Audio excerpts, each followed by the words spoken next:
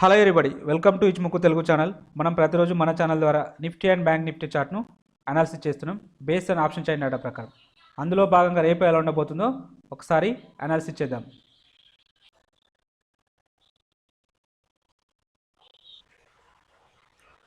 ముందుగా నిఫ్టీ యొక్క intraday చార్ట్ను analysis చేసినట్టయితే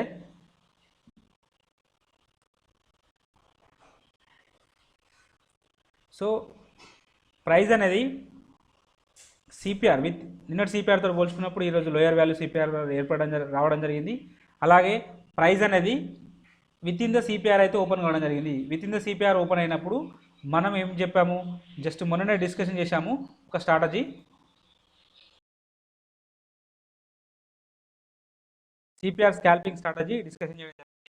దాని ప్రకారం ప్రైస్ అనేది ఎప్పుడైతే బాటమ్ సిపిఆర్ను అంటే డౌన్ సైడ్ సినారియో గురించి డిస్కషన్ చేసినప్పుడు బాటమ్ సిపిఆర్ను బ్రేక్ చేసుకుంటూ డౌన్ సైడ్ అయితే రావడం జరిగింది. సో ఈ సందర్భంలో మనం ట్రేడ్ తీసుకుంటాం. బట్ కానీ మన రివార్డ్ అనేది జస్ట్ నెక్స్ట్ టార్గెట్ ఇదే కాబట్టి ఈ సందర్భంలో థర్డ్ క్యాండిల్ లో కింద మనం ట్రేడ్ తీసుకోము. ఎందుకంటే రివార్డ్ అనేది ఇంత ఉంది, రిస్క్ అనేది ఇంత ఉంది కాబట్టి ఈ సందర్భంలో ట్రేడ్ అనేది ఇనిషియేట్ చేయకూడదు. మరి ఎప్పుడు తీసుకోవాలి ట్రేడ్ అంటే, సో మళ్ళీ పుల్ బ్యాక్ రావడం జరిగింది, ఎక్కడికి సిపిఆర్కి పుల్ బ్యాక్ రావడం జరిగింది, రెండోసారి బ్రేక్అవుట్ రావడం జరిగింది.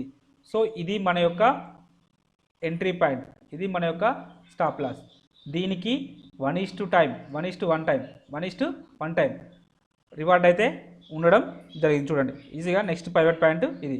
సో తర్వాత బిహైండ్ దట్ లెవెల్ మీ ఇష్టం, బట్ మనం డిస్కషన్ చేసింది అయితే 1:1 టార్గెట్ ఈజీగా అచీవ్ కావడం జరిగింది.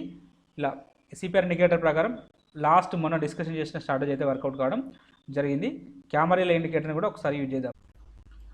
క్యామరీల ఇండికేటర్ని యూజ్ చేసినప్పుడు మనకు ప్రైస్ అనేది H3 అండ్ H4 L3 మధ్యలో ఓపెన్ కావడం జరిగింది. H3 అండ్ L3 మధ్యలో ఓపెన్ అయినప్పుడు ప్రైస్ అనేది ఎటో సైడ్ మూవ్ కావాలని చెప్పి మనం డిస్కషన్ చేయడం జరిగింది. ప్రైస్ అనేది L3 సైడ్ అయితే మూవ్ కావడం జరిగింది. L3 దగ్గర ఈ గ్రీన్ క్యాండిల్ యొక్క హై మీద మనం ట్రేడ్ తీసుకుంటే మన యొక్క ఎంట్రీ పాయింట్ ఇది అవుతుంది, స్టాప్ లాస్ అనేది ఇది అవుతుంది. దీనికి అంటే యాక్చువల్గా H3 వరకు రాలేదు, కానీ ఈ సందర్భంలో మనకు 1:1 అయితే టార్గెట్ అయితే అచీవ్ కావడం జరిగింది. సరే ఓకే, అంటే యాక్చువల్గా H3 వరకు రావాలి, కానీ మనం ఒకవేళ ఈ రెండు ఇండికేటర్లను ఒకేసారి యూజ్ చేస్తే ఎలా ఉంటుందో ఒకసారి చూద్దాం. చూడండి, మనకు perfect entry points and exit points అయితే లభిస్తాయి. ఫర్ ఎగ్జాంపుల్ మనం యాక్చువల్గా ఇక్కడ క్యామరీల ఇండికేటర్ ప్రకారం ఇక్కడ ట్రేడ్ తీసుకున్నాం, ఇక్కడ సపోర్ట్ తీసుకుందని ఇక్కడ ట్రేడ్ తీసుకున్నాం. సో మనం యాక్చువల్గా క్యామరీల ప్రకారం అయితే ఇక్కడ వరకు బుక్ చేసుకు ఇక్కడ వరకు వెళ్ళాలి, కానీ ఇక్కడ నెక్స్ట్ పైవట్ ఇక్కడ ఉంది కదా, సో ఇక్కడ బుక్ చేసుకోవడానికి మనకైతే అవకాశం లభించినట్టే. అంటే నియర్ బై బాటమ్ సిపిఆర్ దగ్గర మనకు ఒక అవకాశం లభించింది. అంటే ఇలా రెండు ఇండికేటర్స్ను ఒకేసారి యూజ్ చేయడం వల్ల మనకు పర్ఫెక్ట్ ఎంట్రీ కానీ పర్ఫెక్ట్ టార్గెట్ బుకింగ్ కానీ లభిస్తుంది. సో ఇక్కడే ఎంట్రీ లభిస్తుంది, ఇక్కడ బుకింగ్ లభిస్తుంది, ఇక్కడ రెండోసారి ఎంట్రీ లభిస్తుంది, రెండోసారి బుకింగ్ అనేది ఇక్కడ అంటే టార్గెట్ బుకింగ్ అనేది ఇక్కడ లభిస్తుంది. ఇలా రెండు ఇండికేటర్స్ని యూజ్ చేయడం వల్ల మనకు బెనిఫిట్ అయితే జరుగుతుంది. సో ఇది ఇంట్రాడే అనాలిసిస్. ఇక సప్లై డిమాండ్ జోన్స్ గురించి డిస్కషన్ చేస్తే మనం మొన్న ఒక జోన్ ఇవ్వడం జరిగింది 17 పాయింట్స్ తోటి. ఇక్కడ ఒక జోన్ ఉంటుందని చెప్పి డిస్కషన్ అయితే చేయడం జరిగింది. సో ఈ జోన్ను మనం కన్సిడర్ చేసినప్పుడు సో అది ఇక్కడ రావడం జరిగింది. సో మనకు 17 పాయింట్స్ మన యొక్క స్టాప్ లాస్. సరే బఫర్ 5 పాయింట్స్ వేసుకున్న 22 పాయింట్స్ అనేది మన యొక్క స్టాప్ లాస్ అవుతుంది. సో 20 పాయింట్స్కి 1:2 టైమ్స్ 40 పాయింట్స్ అంటే ఈజీగా అచీవ్ కావడం అయితే జరిగింది.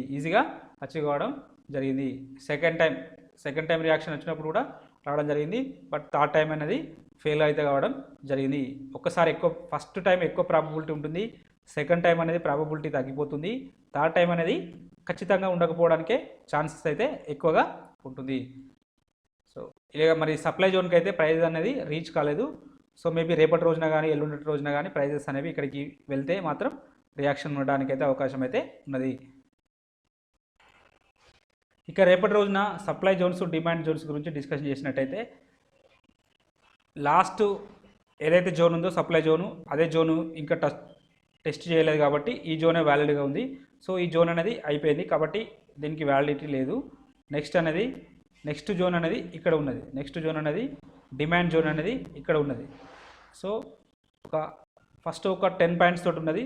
సో ఇది లెవెల్ ఓవర్ లెవెల్గా మనం కన్సిడర్ చేసినట్టయితే సో ఈ మధ్యలో వరకు వచ్చి మనకు బౌన్స్ కావడానికి అయితే పాసిబిలిటీ ఉన్నది. 15,600 వరకు వచ్చి అక్కడ నుంచి బౌన్స్ కావడానికి అయితే పాసిబిలిటీ ఉన్నది. సో కాబట్టి ఈ లెవెల్ని ఒకసారి మీరు జాగ్రత్తగా గమనించండి. ఈ ఎంటైర్ లెవెల్ మొత్తం ఒకసారి గమనించడానికి ప్రయత్నం చేయండి.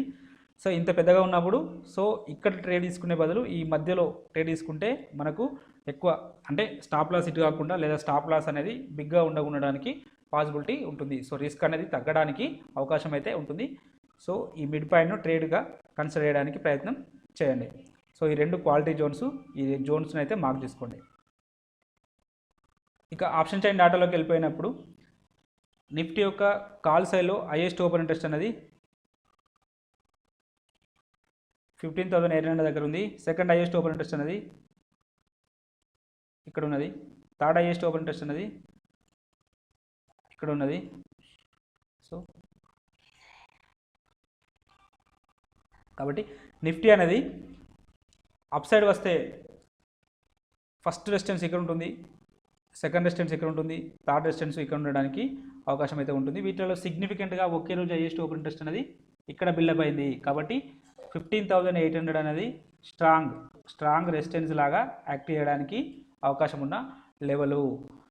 అలాగే ఓవరాల్ సినారియోని మనం పరిశీలించినప్పుడు చేంజ్ ఇన్ ఓపెన్ ఇంట్రెస్ట్ అనే కాలం ఇంక్రీజ్ అవుతూ ఉంది, ప్రైజెస్ అనేవి డౌన్ ఫాల్ వస్తూ ఉన్నాయి. కాబట్టి షార్ట్ బిల్డప్ జరిగింది అంటే రేపటి రోజున నెగిటివ్ ఉండడానికి పాసిబిలిటీ ఉన్నది.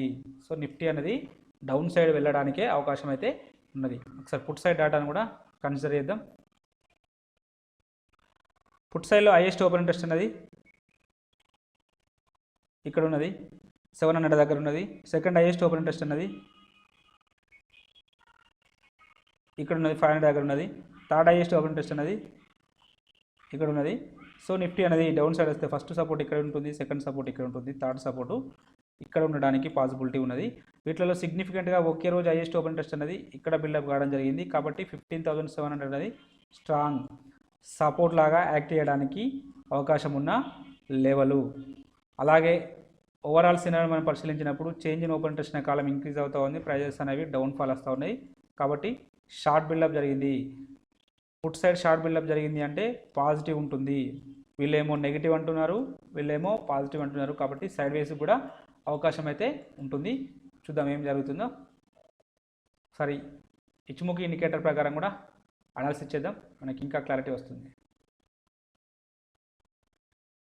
అకార్డింగ్ టు ఇచ్చుముఖి ఇండికేటర్ ప్రకారం ప్రైస్ అనేది కన్వర్జేషన్ లైన్ను క్లోజ్ చేసుకుంటూ కింది సైడ్ అయితే రావడం జరిగింది.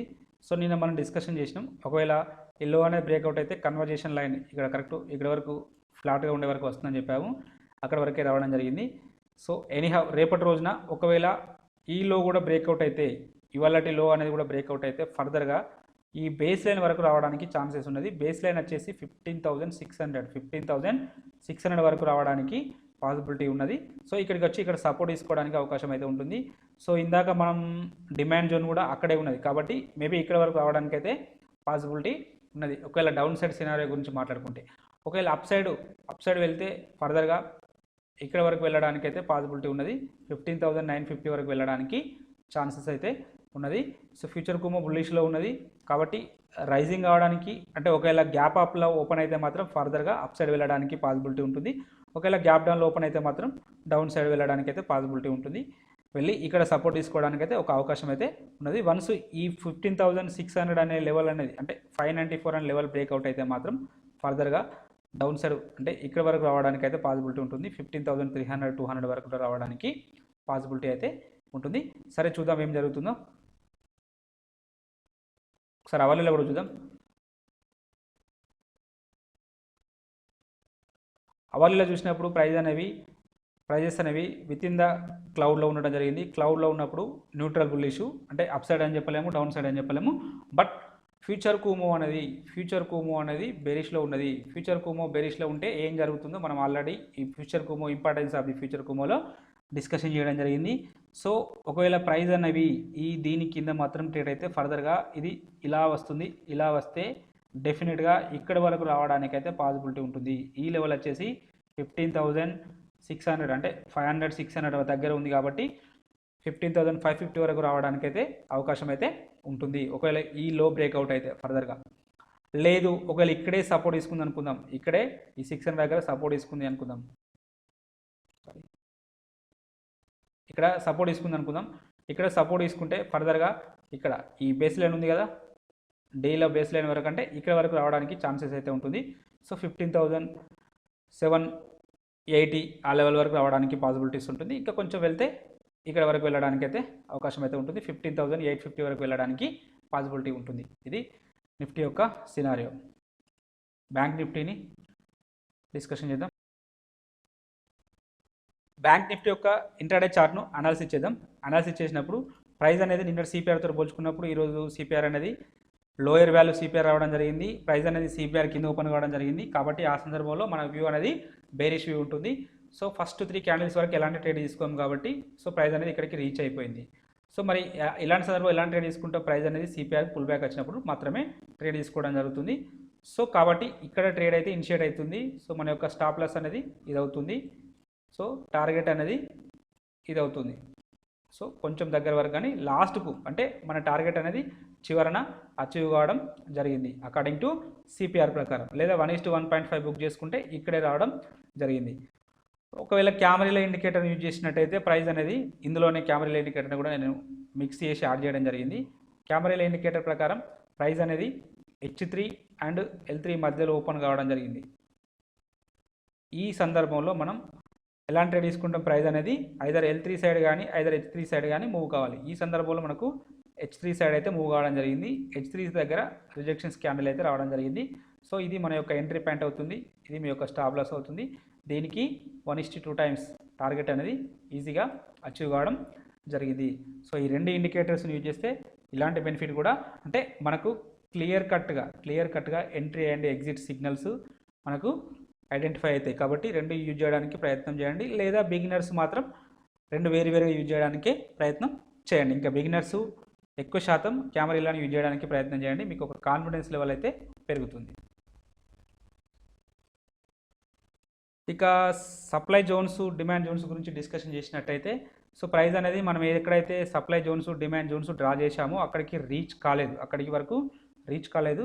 కాబట్టి మనకు అకార్డింగ్ టు దాని ప్రకారం అంటే సప్లై జోన్స్ ప్రకారం కానీ డిమాండ్ జోన్స్ ప్రకారం కానీ ట్రేడ్ అయితే లభించలేదు. సో రేపటి రోజున కూడా ఇవే ఉండడానికి అవకాశం అయితే ఉంటుంది, ఎందుకంటే టెస్ట్ చేయలేదు, ఈ జోన్స్ అనేవి టెస్ట్ చేయలేదు. కాబట్టి వీటికి మళ్ళీ అంటే ప్రైజెస్ అనేవి ఈ లెవెల్స్కి వచ్చినప్పుడు రియాక్షన్స్ ఉండడానికి అయితే అవకాశం అయితే ఉంటుంది, వీటినే కన్సిడర్ చేయండి. ఇక option chain data bank Nifty పరిశీలించినప్పుడు హైయెస్ట్ ఓపెన్ ఇంట్రెస్ట్ అనేది కాల్ సైడ్లో 35 దగ్గర ఉన్నది. సెకండ్ హైయెస్ట్ ఓపెన్ ఇంట్రెస్ట్ అనేది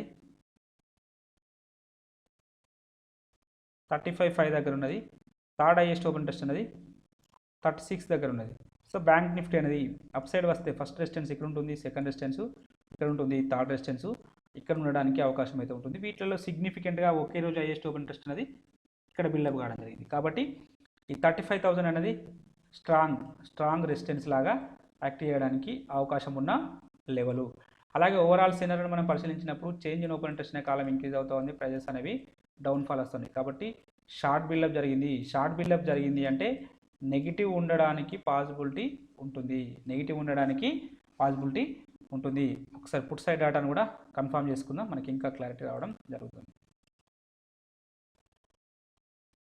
పుట్ సైడ్లో హైయెస్ట్ ఓపెన్ ఇంట్రెస్ట్ అనేది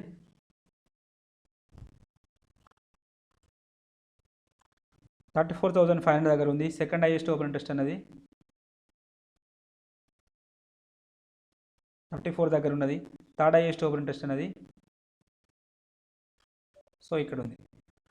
సో బ్యాంక్ నిఫ్టీ అనేది డౌన్ సైడ్ వస్తే ఫస్ట్ సపోర్ట్ ఇక్కడ తీసుకుంటుంది, సెకండ్ సపోర్ట్ ఇక్కడ తీసుకుంటుంది, థర్డ్ సపోర్టు ఇక్కడ తీసుకోవడానికి అవకాశం అయితే ఉంటుంది. వీటిలలో సిగ్నిఫికెంట్గా ఒకే రోజు హైయెస్ట్ ఓపెన్ ఇంట్రెస్ట్ అనేది ఎక్కువగా బిల్డప్ అయిన లెవెల్ వచ్చేసి ఈ 34,500. కాబట్టి ఈ లెవెల్ అనేది స్ట్రాంగ్ సపోర్ట్ లాగా యాక్ట్ చేయడానికి అవకాశం ఉన్న లెవెల్. అలాగే ఓవరాల్ సినారియోని మనం పరిశీలించినప్పుడు చేంజ్ ఇన్ ఓపెన్ ఇంట్రెస్ట్ అనే కాలం ఇంక్రీజ్ అవుతూ ఉంది, ప్రైజెస్ అనేవి కూడా డౌన్ఫాల్ వస్తూ ఉన్నాయి. కాబట్టి షార్ట్ బిల్డప్ జరిగింది అంటే పుట్ సైడ్లో షార్ట్ బిల్డప్ జరిగింది అంటే పాజిటివ్ ఉంటుంది. వీళ్ళేమో నెగిటివ్ అంటున్నారు, వీళ్ళేమో పాజిటివ్ అంటున్నారు. కాబట్టి ఓవరాల్గా సైడ్ వేస్ ఉండడానికి కూడా అవకాశం అయితే ఉంటుంది. కానీ పుట్ కంటే కాల్ సెల్లర్కి ఎక్కువ సైడ్ అంటే ఎక్కువ డాటా అన్నది అంటే ఎక్కువ ఓపెన్ ఇంట్రెస్ట్ అనేది బిల్డప్ అవుతుంది. కాబట్టి ఎక్కువ శాతం నెగిటివ్ ఉండడానికి అవకాశం అయితే ఉంటుంది.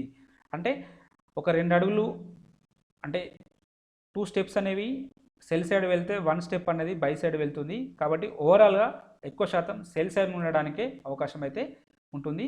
సేమ్ ఇదే సినారియోను మనం డైలీ అబ్జర్వేషన్ చేస్తున్నాం. ఒక గత 4-5 రోజుల నుంచి సేమ్ 2 సైడ్లో కాల్ సైడు పుట్ సైడ్ రెండిట్లలో అంటే ఇద్దరు అగ్రెసివ్గా సెల్లింగ్ చేస్తున్నారు. అగ్రెసివ్గా సెల్లింగ్ చేసే దాంట్లో కాల్ సైడ్ సెల్లర్కి ఎక్కువ ఉన్నారు, కాల్ సైడ్ సెల్లర్స్ ఎక్కువ ఉంటున్నారు. కాబట్టి అందుకోసమే మార్కెట్ అనేది గ్యాప్ అప్లో ఓపెన్ అయినప్పటికీ కూడా మళ్ళీ డౌన్ సైడ్కి వస్తున్నాయి. మళ్ళీ డౌన్ సైడ్కి వస్తూ బేరిష్ క్యాండిల్స్ అనేటివి ఫామ్ కావడం జరుగుతుంది. So according to option chain data call సైడ్లో ఎక్కువ బిల్డప్ అవుతుంది, కాల్ సైడ్లో షార్టింగ్ జరుగుతుంది కాబట్టి డౌన్ సైడ్ వెళ్తుంది. ఎనీహౌ చూద్దాం ఒకసారి ఇచ్చుముఖి ఇండికేటర్ ప్రకారం కూడా కన్ఫర్మ్ చేసుకుందాం ఎట్ సైడ్ వెళ్తుందో. అకార్డింగ్ టు ఇచ్చుముఖి ఇండికేటర్ ప్రకారం ప్రైస్ అనేది క్లౌడ్ పైన ఉన్నప్పటికీ కన్వర్జేషన్ అండ్ బేస్ లైన్ కింద ట్రేడ్ అవుతుంది. కన్వర్జేషన్ అండ్ బేస్ లైన్ కింద ట్రేడ్ అవుతూ ఉంటే ఫర్దర్గా ఇక్కడ వరకు వెళ్ళడానికి అంటే ఈ లో ఇవాళటి లో అనేది లేదా ఈ లో బ్రేక్అవుట్ అయినా అంటే బేస్ లైన్ లో అనేది 34,859 అనేది ఆల్రెడీ లో కిందనే ట్రేడ్ అవుతుంది. సో ఇక్కడ ఈ లెవెల్ పర్టికులర్గా ఈ 34,500 అనే లెవెల్ బ్రేక్అవుట్ అయితే ఫర్దర్గా ఇక్కడ వరకు రావడానికి అయితే ఛాన్సెస్ అయితే ఉన్నవి. 34,000 వరకు రావడానికి పాసిబిలిటీ ఉన్నది. 34,500 అనేది కీ సపోర్ట్ లెవెల్. వన్స్ ఈ లెవెల్ బ్రేక్అవుట్ అయితే మాత్రం ఫర్దర్గా డౌన్ సైడ్ రావడానికి అవకాశం అయితే ఉంటుంది. సో మనం డైలీ డిస్కషన్ చేస్తున్నాం. ఇవి బేస్ లైన్ అనేది ఫ్లాట్గా ఉంటుంది, స్పాన్ బి అనేది ఫ్లాట్గా ఉంటే ప్రైజెస్ అనేవి పుల్ బ్యాక్ వస్తాయని నేను గత 4-5 రోజులు చెప్పడం జరుగుతుంది. సో ఎగ్జాక్ట్గా అలానే జరుగుతుంది. రేపటి రోజున కూడా ఇక్కడ మనకు బేస్ లైన్ అనేది ఫ్లాట్గానే ఉన్నది, బేస్ లైన్ అనేది ఫ్లాట్గా ఉన్నది, స్పాన్ బి అనేది ఫ్లాట్గా ఉన్నది. ఈ రెండు ఫ్లాట్గా ఉన్న రోజులు ప్రైజెస్ అనేవి అంటే క్లౌడ్కు టచ్ కావడమా లేదంటే ఇక్కడ టచ్ అయిన తర్వాతనే మళ్ళీ అప్ సైడ్ వెళ్ళడానికైతే పాసిబిలిటీ ఉంటుంది. చూద్దాం ఏం జరుగుతుందో. మేబీ 34,500 అనే లెవెల్ బ్రేక్అవుట్ అయితే మాత్రం 34,000 వరకు రావడానికి పాసిబిలిటీ ఉంటుంది. వన్స్ ఇక్కడ సపోర్ట్ తీసుకోవడానికైతే అవకాశం అయితే ఉంటుంది. ఇక్కడ సపోర్ట్ తీసుకొని మళ్ళీ అప్ సైడ్ వెళ్ళడానికి అవకాశం ఉంటుంది. ఎందుకు అప్ సైడ్ వెళ్తుంది అంటున్నానంటే ఫ్యూచర్ కుమో అనేది బుల్లిష్లో ఉంది. ఫ్యూచర్ కుమో బుల్లిష్లో ఉంటే మన వ్యూ ఎక్కువ శాతం బుల్లిష్ ఉండడానికే ఉండాలి. ఉంటేనే మనకు అంటే ఆ ట్రేడ్ అనేది సక్సెస్ కావడానికి అవకాశం అయితే ఉంటుంది. సో ఇది ఇంట్రాడే టైం ఫ్రేమ్కి అయితే కాదు. సో ఓవరాల్గా చెప్తున్నాను. ఓవరాల్గా ఇది ఫ్యూచర్ కుమో బులిష్లో ఉన్నంత కాలం ఇది అప్ సైడ్ ఉండడానికే అవకాశం అయితే ఉంటుంది. సో ప్రజెంటు ఇది ఫ్లాట్గా ఉంది. ఒకవేళ ఇది ఈ స్పాన్ అనేది ఇలా టర్న్ అయితే మాత్రం ఫర్దర్గా ఇక్కడ మనకు ఈ ప్రైజెస్ అనేవి ఇక్కడ వరకు రావడానికి కూడా ఛాన్సెస్ అయితే ఉంటాయి. 33,500 వరకు కూడా రావడానికి పాసిబిలిటీ ఉంటుంది. ఇది డే క్యాండిల్ యొక్క సినారియో. ఒక్కసారి అవర్లీలో కూడా చూద్దాం. అవర్లీలో చూసినప్పుడు కంప్లీట్గా డౌన్ ట్రెండ్ చూపెడుతుంది. నిన్న మనం డిస్కషన్ చేయడం జరిగింది. సో ప్రైజెస్ అనేవి అవర్లీలో కూడా కంప్లీట్గా కన్వర్జేషన్ లైన్ కింద ట్రేడ్ అవుతున్నాయి, అలాగే క్లౌడ్ కింద కూడా ట్రేడ్ అవుతున్నాయి. కాబట్టి ఫ్యూచర్ కుమో నిన్న బుల్లిష్లో ఉండే ఇవాళ బేరిష్లోకి వచ్చింది. కాబట్టి డెఫినెట్గా ఇది ఏమవుతుంది, మనం లాస్ట్ 52 క్యాండిల్స్ యొక్క లోయెస్ట్ లో వరకు రావడానికి పాసిబిలిటీ ఉన్నది. ఇక్కడ వరకు రావడానికి అయితే అవకాశం అయితే ఉంటుంది. 34,300 వరకు రావడానికి పాసిబిలిటీ ఉంటుంది. లేదా ఒకసారి లాస్ట్ 52 క్యాండిల్స్ యొక్క లోయెస్ట్ లో అనేది ఒకసారి చెక్ చేద్దాం. 1 సెకండ్. సో లాస్ట్ 52 క్యాండిల్స్ యొక్క లోయెస్ట్ లో ఇదే అవుతుంది. కాబట్టి ఇక్కడ వరకు రావడానికి అయితే పాసిబిలిటీ ఉంటుంది. అంటే ఈ క్యాండిల్ యొక్క లో వరకు రావడానికి పాసిబిలిటీస్ ఉన్నది. ఈ లెవెల్ వచ్చేసి 34,500 దగ్గర ఉన్నది. సో 34,500 అనేది కీ సపోర్ట్ లెవెల్. ఇందాక మనం కూడా డే క్యాండిల్లో కూడా అక్కడే అదే డిస్కషన్ చేయడం జరిగింది. ఇక్కడ వరకు రావడానికి పాసిబిలిటీస్ ఉన్నది. వన్స్ ఈ లెవెల్ బ్రేక్అవుట్ అయితే ఫర్దర్గా ఇక్కడ వరకు రావడానికి పాసిబిలిటీస్ ఉన్నది. 34,300 34,000 వరకు కూడా రావడానికి ఉన్నది. ఒక అప్ సైడ్ సినారియో మాట్లాడుకుందాం. అప్ సైడ్ సినారియో మాట్లాడుకుంటే ప్రైజెస్ అనేవి ఈ క్లౌడ్ పైన ఓపెన్ కావాల్సిన పరిస్థితి ఉంటుంది. క్లౌడ్ పైన ఓపెన్ అయినా క్లౌడ్ పైన ట్రేడ్ అయినా ఫర్దర్గా ఇక్కడ వరకు ఈ బేస్ లైన్ వరకు వెళ్ళడానికి పాసిబిలిటీస్ ఉన్నది. బేస్ లైన్ వచ్చేసి 35,043 అంటే 35,000 వరకు వెళ్ళడానికి పాసిబిలిటీ ఉన్నది. సో అబోవ్ 35,000 తర్వాతనే మళ్ళీ బుల్లిష్నెస్ అయితే ఉంటుంది. సో ప్రస్తుతానికైతే రెసిస్టెన్స్ లెవెల్ ఇదే. కాబట్టి 35,000 దగ్గర రెసిస్టెన్స్ ఉంటుంది, ఇక్కడ సపోర్ట్ ఉంటుంది. ఈ 2 లెవెల్స్ను ఒక్కసారి మార్క్ చేసుకోండి. ఇది బ్యాంక్ నిఫ్టీ సినారియో. అలాగే డైలీ మనం పేపర్ ట్రేడింగ్ పర్పస్ కొన్ని ఇంట్రాడే స్టాక్స్ అయితే కూడా జరుగుతుంది. వీటిని ఒకసారి వాచ్ లిస్ట్లో పెట్టుకొని అబ్జర్వేషన్ చేయండి. మీకు ఈ కంటెంట్ నచ్చినట్టయితే తప్పక లైక్ చేయండి, షేర్ చేయండి, కామెంట్ చేయండి, అలాగే సబ్స్క్రైబ్ చేసుకోండి. Thank you everybody.